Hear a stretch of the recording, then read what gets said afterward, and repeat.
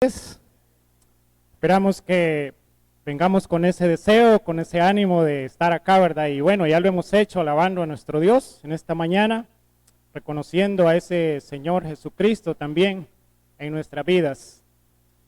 Hermanos, la vida del cristiano es un proceso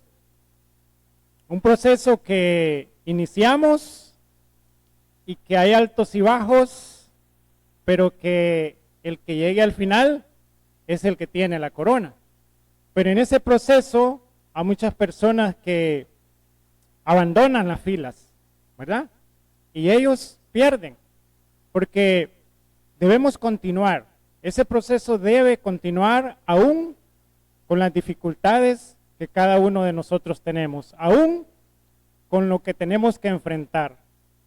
Dentro de ese proceso que tenemos como cristianos, lo que Dios más nos pide cada vez es que seamos obedientes, ¿sí? La obediencia está en todos los procesos que Dios quiere de cada uno de nosotros. Dios, en su infinito amor, desea que la humanidad busque esa obediencia, es decir, dar cumplimiento a los mandamientos dictados por Él. Sin embargo, la humanidad está priorizando obedecer al mundo y no lo que viene de Dios. Digo pues que nuestra vida cristiana es un proceso. Por ello, hay un manual. Ese manual se llama Biblia. En el mundo no necesitamos un manual. Solo salimos a la calle y aprendemos de todo. Pero seguir los pasos de Dios necesita ese proceso. Entonces, es necesario, hermanos, tener el conocimiento básico para creer y tener fe en nuestro Dios. O sea, si no hay un conocimiento, por lo menos básico, de nuestro Dios, de su Hijo Jesús, de los discípulos y toda esta gente que escribió para nosotros, entonces es bastante difícil que haya fe en nosotros. Cuando hay fe, hermanos, esto produce humildad en nosotros.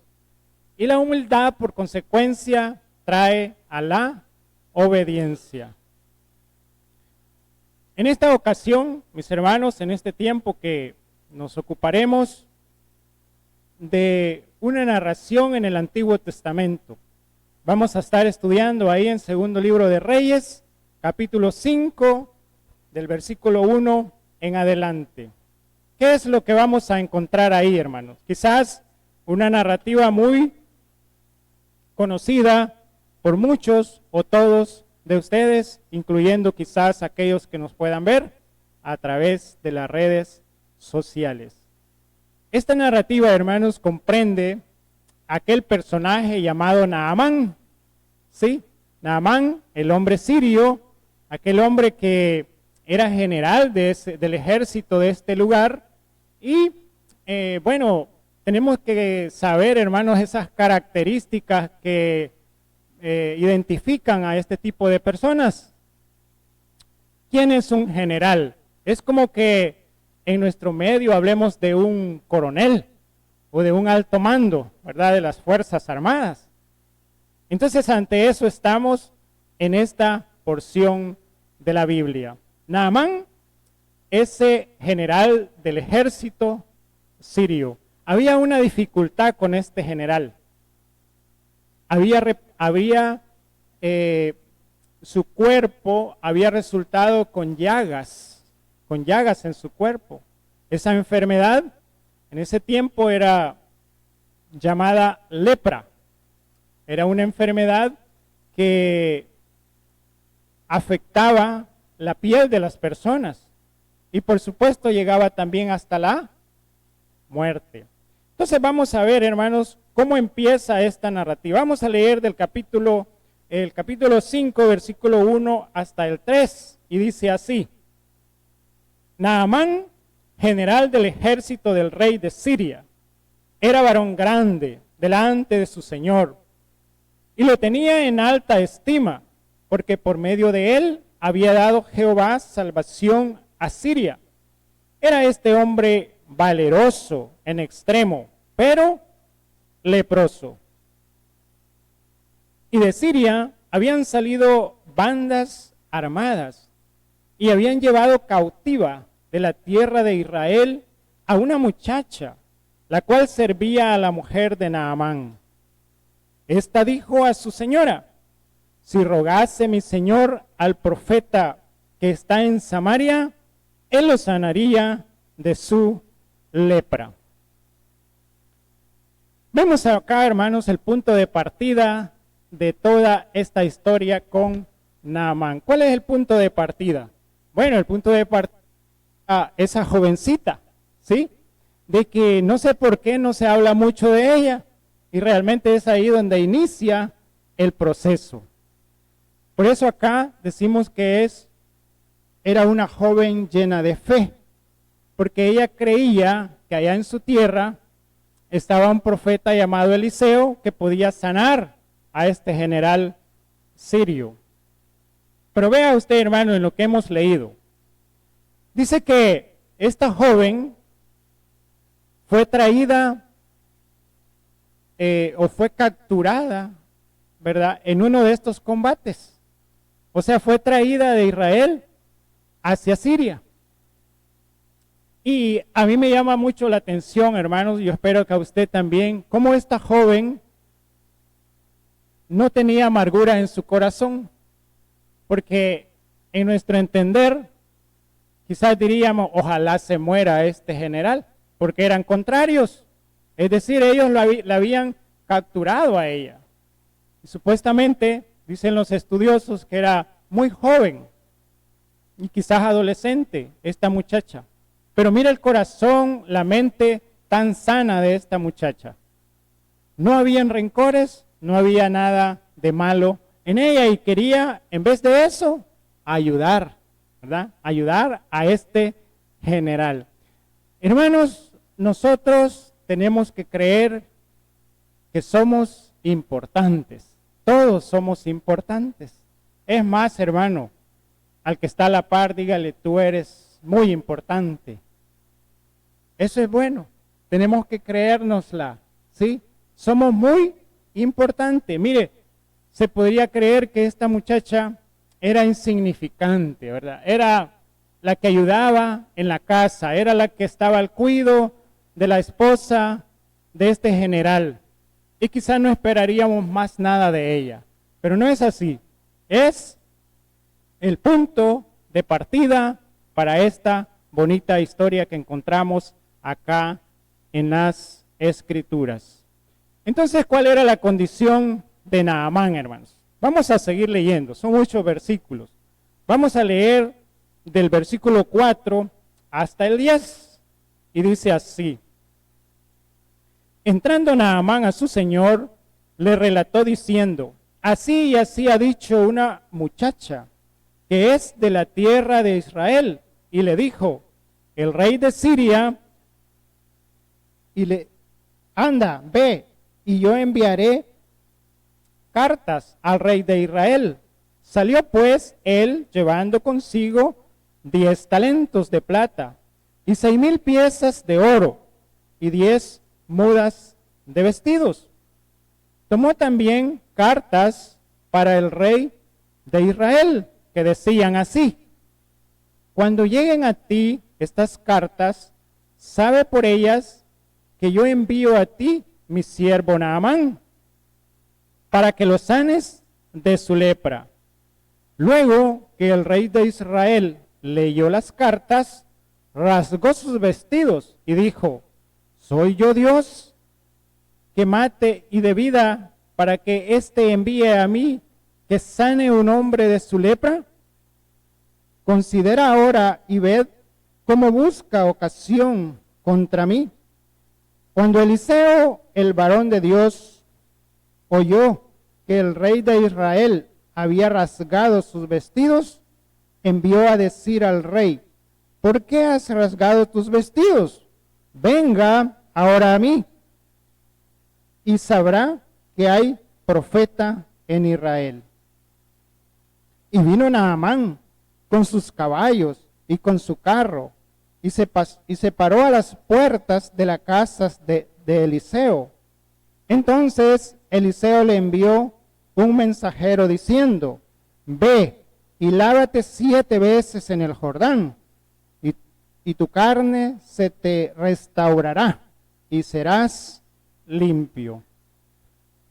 Vemos, hermanos, en qué condiciones estaba Naamán. Naamán había un problema y él creyó en aquella muchacha, creyó. Pero vemos cuando no vamos con el sentido espiritual, hermano, vamos con el sentido humano, material. La chica los había enviado hacia el profeta Eliseo. ¿Para dónde se fue él, hermanos? Al rey de Israel. Porque el rey sirio, o sea, el jefe de Naamán, dijo, bueno, voy a enviar unas cartas para que me atiendan bien a mi general, porque confiaba mucho en él. Voy a enviar cartas, le voy a enviar presentes para que esté bien atendido. Es como que le estaba pagando también el favor que iban a hacer por él. Naamán estaba muy consciente de su situación y se activaron esos protocolos de entendimiento. Es como cuando de un país, hoy, ¿verdad? Hoy en nuestro tiempo, de un país va un presidente a otro país en misión oficial. Entonces, ese país receptor arma todo un protocolo de recibimiento para él. Es exactamente lo que estaba haciendo este rey de Siria, enviando cartas para que lo atendieran a lo máximo, ¿verdad? A su general allá en Israel. Pero mire, hermanos, los protocolos de entendimiento no funcionaron.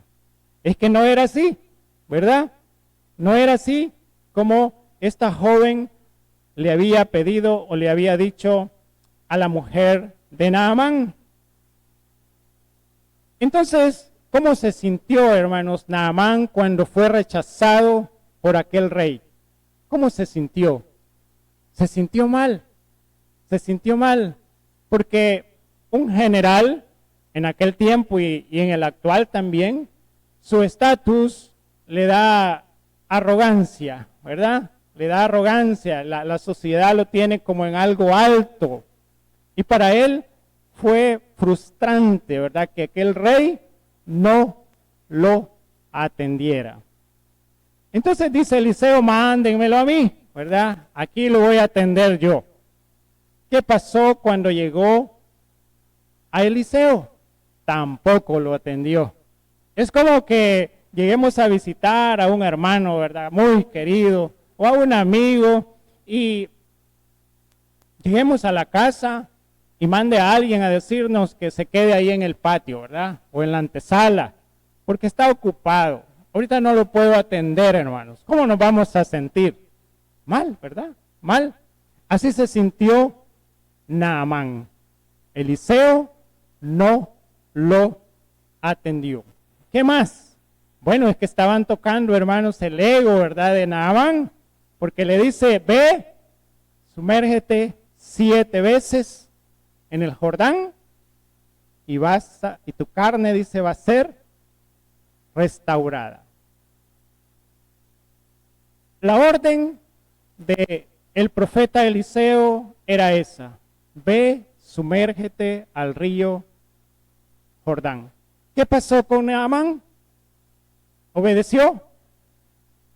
No obedeció Naamán, aunque necesitaba esa cura, pero él lo quería a su estilo, a su forma, ¿verdad? A esa forma que él estaba acostumbrado, como un general, a mandar, a tener tanta gente bajo su cargo y dar órdenes, ¿verdad? Un general.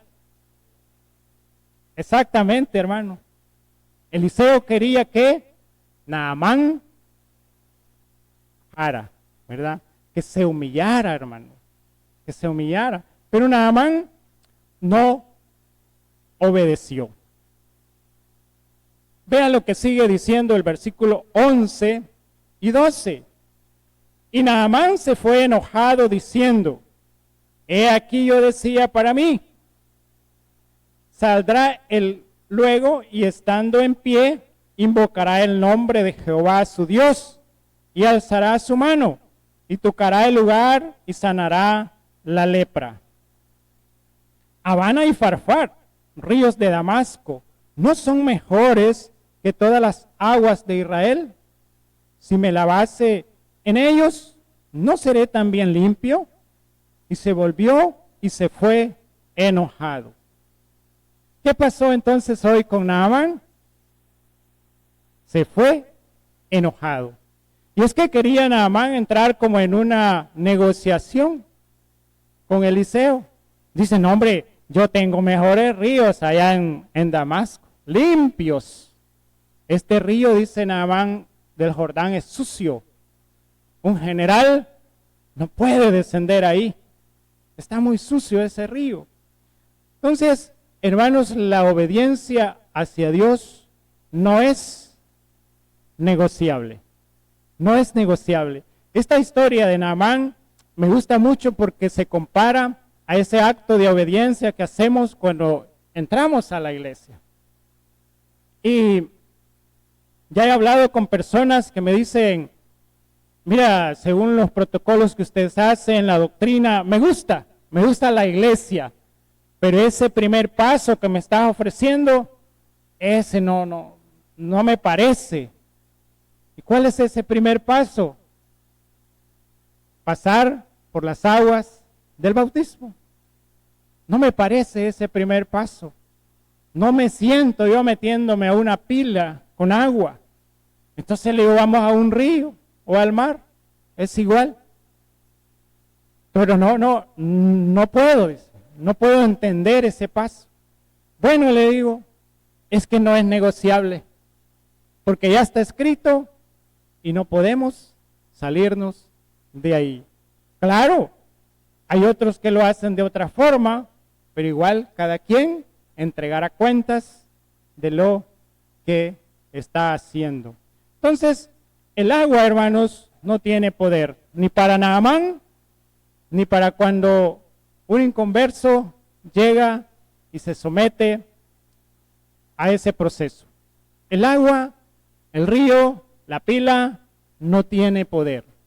Eliseo estaba esperando en Naamán una acción de humildad, una acción que le permitiera ver más allá de lo material, de lo humano. La pregunta, hermanos, para nosotros es la siguiente, porque si no, solo queda como un cuento para dormir niños estas historias, o adultos como en esta mañana. No, viene también aplicación para cada uno de nosotros. ¿Cómo está, hermanos, nuestra arrogancia? Todos tenemos algún nivel de arrogancia, todos. El problema es cuando es tan alta como la de Naamán y no queremos humillarnos, no queremos seguir ese proceso. Vean, hermanos, el versículo 13, ahí mismo donde estamos leyendo, dice así: mas sus criados se le acercaron y le hablaron diciendo: Padre mío, si el profeta te mandara alguna gran cosa, ¿no la harías? Cuanto más diciendo, lávate y serás limpio. Otra vez, hermano, y ahí está ejemplificado. Otra vez, todos somos importantes, hermanos. Mire quién está haciendo reaccionar al general sirio. Como quien dice, el último de la fila. Sus criados, o a lo mejor eran su guardaespaldas, sus soldados, ellos estaban haciendo reaccionar a aquel gran hombre. De ahí, hermanos, la conclusión que todos, absolutamente todos, somos importantes en esta vida. Ya no se diga en la familia, en la iglesia, donde nos desarrollemos. Todos somos importantes, hermanos. Debemos creer eso en nuestra mente. La última vez que íbamos a a ver estos niños de casa a hogar. Había una hermana que quería ir de otra congregación, pero por sus problemas de salud ella dejó un mensaje, dice, no voy a poder ir, hermanos, no voy a poder ir con ustedes, pero voy a estar orando por todos los que andan allá. Hermanos, eso para uno es como que le ponga un motor, ¿sí? Da energías, así como el avión, lleva 2 motores. Falla uno, ahí está el otro. Si falla el otro, pues ya vimos a Jesús. Entonces, hermanos, todos somos importantes, todos podemos ayudar, colaborar en las actividades. Naamán, hermanos, obedeció la orden. Naamán obedeció la orden y ahora lo vemos muy feliz porque funcionó. Funcionó no como él quería, no como el rey sirio quería, sino como Eliseo lo había establecido. Dice el versículo 14, él entonces descendió y se zambulló 7 veces en el Jordán, conforme a la palabra del varón de Dios, y su carne se volvió como la carne de un niño, y quedó limpio. ¿Cómo quedó Naamán, hermanos? Limpio, limpio. ¿Por su acción o por las dádivas que llevaba, por los presentes que llevaba? No. Fue por el poder de Dios reflejado en el profeta Eliseo. Eso somos cada uno de nosotros también, hermanos. En el proceso que llevamos, necesitamos cada día, cada instante, obedecer más a nuestro Dios. Vean lo que dice, hermanos, Lucas, ahora en el Nuevo Testamento, 14:11. Porque cualquiera que se enaltece será humillado, y el que se humilla será enaltecido. ¿De cuál lado queremos estar nosotros, hermanos? ¿De cuál lado? ¿Del que se enaltece en nuestro tiempo o del que se humilla? Humillarse a veces creemos que es dejar que todos pasen por uno. No es eso. Hay que estudiar bien la palabra para ver a qué se refiere eso de humillarse, hermano. Humillarse es algo que debemos tener en nuestra mente, de acuerdo al conocimiento que tenemos de la palabra, de acuerdo a esa fe que ha ido creciendo, de acuerdo a esa humildad que podemos ir creando en cada uno de nosotros. Entonces nos dice Lucas, aquel que se enaltece será humillado. ¿Cuándo va a ser humillado esa persona? En el día final. Y aquel que se humilla será enaltecido. Ese es el propósito, el deseo debe ser de cada uno de nosotros. Seguir los pasos de Dios y humillarnos delante de Él. Obedecer a Dios no es cuestión de razonamiento, sino de fe y humildad. Muchas personas allá afuera no pueden, hermano, es que no pueden comprender las acciones nuestras. Es más, no sé cuántas personas pueden estar pasando allá afuera y decir, no sé qué hacen ahí en ese gran calor. No entiendo por qué están ahí. Pero es que no es de razonar, sino de fe. Y nuestra fe es la que nos lleva a la humildad y a la obediencia.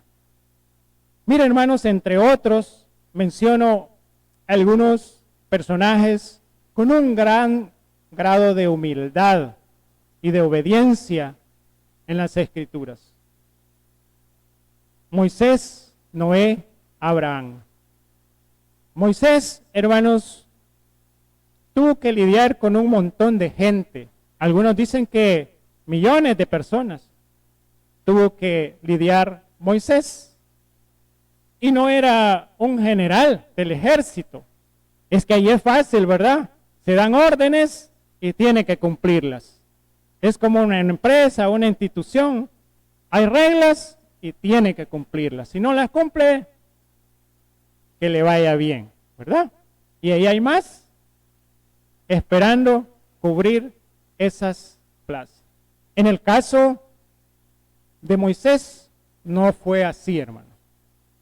Moisés tenía que apelar a la conciencia de las personas para que el viaje siguiera su ruta.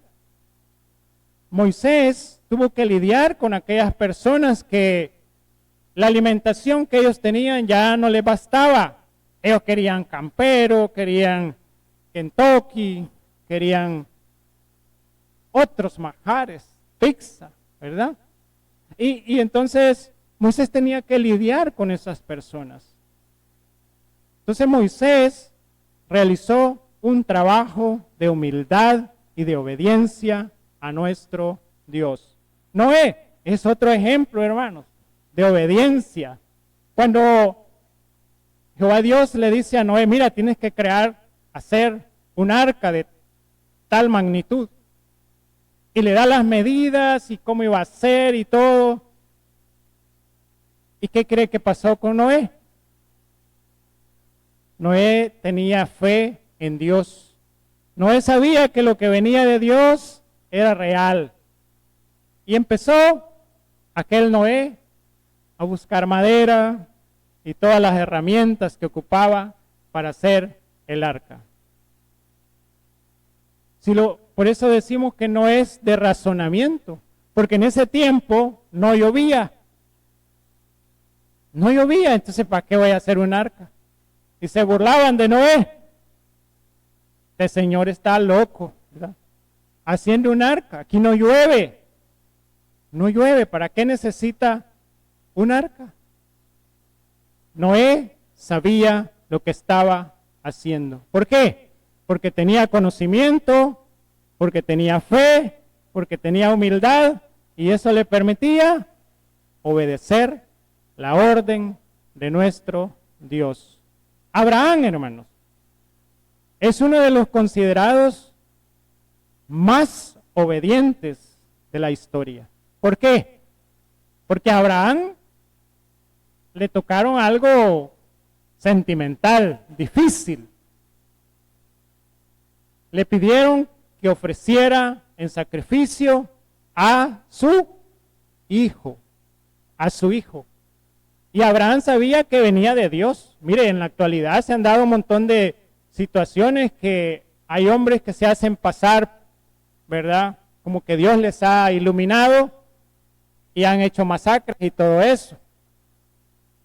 Abraham sabía que esa orden venía de Dios. Solo una persona con humildad, como Abraham, con fe, estaba dispuesto a realizar ese sacrificio. Entonces Abraham estaba dispuesto a hacerlo. Y en el momento que iba a suceder, Dios lo detuvo. Quería probar esa fe de Abraham, que tan fuerte estaba, hermanos. Nuestra fe, hermanos, tiene que ser probada también, para ver qué tan fuerte estamos. Nuestra humildad, nuestra obediencia, tiene que ser probada. Yo a veces siento y pienso, hermanos, cuando nuestros jóvenes, nuestros hermanos cantores nos dicen, de pie, hermanos, de pie, ¿verdad? Y entonces, yo no sé cómo lo siente usted, hermano. Ay, otra vez estos muchachos, ¿verdad? Queriendo pararnos y estamos bien tranquilos ahí sentados. Y ellos saben que tienen, lo están haciendo por ciertas técnicas, ¿verdad? Del canto. Bueno, para empezar es dar una mejor honra a nuestro Dios. Pero también cuando usted se para, ¿verdad? Hacemos mejor función, ¿verdad, hermano? Con nuestro estómago, para agarrar aire y hacerlo, pero con ganas para nuestro Dios, las alabanzas. ¿Será que hay arrogancia, hermanos, en nosotros cuando dicen, Póngase de pie, hermanos. Cantemos a nuestro Dios. Ay, otra vez, ¿verdad? Estos hermanos debían de cambiar ese protocolo, ¿verdad? A menos que usted tenga algún problema físico y no le permite estar haciendo eso. Pero hermanos, la humildad es lo que nos acerca a nuestro Creador. Y es lo que Dios espera de cada uno de nosotros. Evaluémonos. ¿Cómo estamos? ¿Conocimiento? Los que estamos acá, tenemos ese conocimiento básico. Fe, la tenemos, hermanos. Si no, no estuviéramos acá. A lo mejor sea poca fe o mucha fe, pero la tenemos. La humildad, hermanos. Hay que ver, ¿verdad? Evaluarnos cada uno de nosotros. ¿Qué tan humilde espiritualmente somos? Es feo, ¿verdad? Ver personas arrogantes, hermanos. Mire, me recuerda al pavo real, es verdad, aquel que se expande. ¿Han visto el pavo real? Qué colores más bonitos. Pero mire, en su adentro, el pavo real está diciendo, yo soy el jefe del corral, ¿no? Se expande así, mire. Y uno ve bonito los colores. Pero es lo que está diciendo, respeto, ¿verdad? Soy la máxima autoridad en este corral. Así somos algunas personas. Cuando no sabemos manejar esa arrogancia, ¿verdad? Como el pavo real, nos inflamos. Hermanos, estamos finalizando. Si no nos acordamos de todo lo antes dicho, llévese aunque sea esta presentación. ¿Sí? Esta presentación. Mire, el conocimiento básico es necesario para cada uno de nosotros. Eso nos hace tener fe. ¿Sí? Cuando tenemos fe, eso nos hace tener humildad. Y cuando tenemos humildad, eso nos hace tener obediencia. Ojalá los matemáticos nos permitieran meter esa fórmula ahí, ¿verdad?, en los libros. Pero para el cristiano yo sé que funciona, hermanos. Debemos cultivar eso en cada uno de nosotros. Conocimiento, más fe, más humildad, nos da lo que se llama obediencia. Como inicié diciendo, en el caminar del cristiano es un proceso. Por eso algunos se van, hermano, porque lo sienten muy largo, ¿verdad? Por cualquier cosa. Ay, que me vio mal la hermana o el hermano, me voy. Pero no, lo que pasa es que se aburrió en el proceso, porque es largo. Pero la promesa solo es para los que lleguen al final. Gracias, hermanos, por su atención y seamos siempre guiados por el Espíritu para que esa obediencia hacia las cosas de Dios esté en cada uno de nosotros. Dios nos bendiga.